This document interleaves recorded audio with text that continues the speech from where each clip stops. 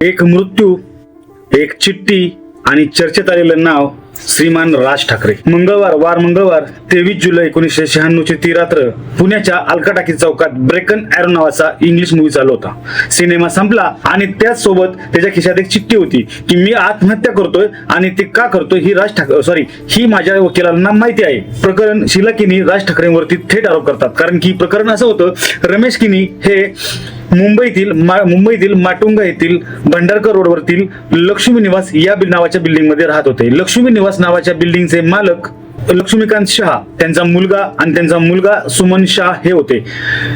ही building Lakshmi निवास ही building रिडेव्हलपमेंटला द्यायची होती आणि रिडेव्हलपमेंटला देण्यासाठी त्या बिल्डिंग मध्ये जे काही भाडेकरू होते, लक्ष्मी निवास बिल्डिंगच्या पुनर्विकासासाठी रमेश किनी हे एक फार मोठा अडथळा होते.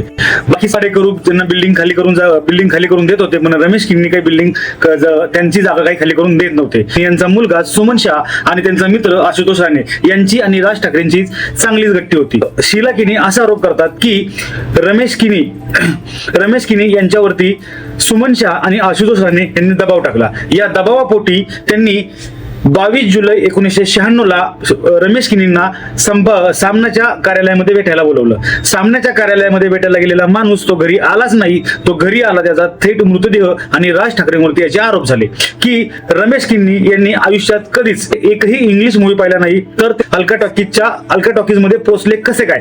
यासोबत शीला किनींनी केलेला तिसरा आरोप असा होता की जो माणूस सामनाच्या संपादकाच्या कार्यालयात भेटायला जातो आणि थेट त्याचा मृतदेहच माघारी परत याचाच अर्थ याच्यावरती या 3 गोष्टींमुळे राज ठाकरेंवरती आरोप झाले. इथपर्यंत सगळं ठीक होतं.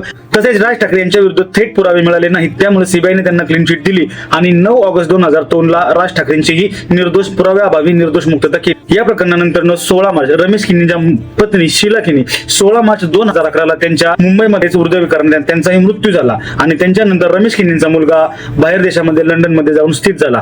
अशी आहे या रमेश किनी प्रकरणाची पूर्ण माहिती. तर तुम्हाला काय वाटतं की या प्रकरणामध्ये रमेश किनींवरती अन्याय झाला किंवा शीला किनीवरती अन्याय झाला? खरंच हे प्रकरण हाय प्रोफाईल होतं का आणि याच्यामध्ये खरंच राज ठाकरेंचा हात होता का? तुम्हाला काय वाटतं कमेंट करून नक्की कळवा. अशाच महत्त्वपूर्ण आणि काही राजकीय केसांसाठी आता चॅनलला सबस्क्राईब करा आणि हा केस आवडला असेल तर आपल्या मित्राला नक्की शेअर करा. So thank you.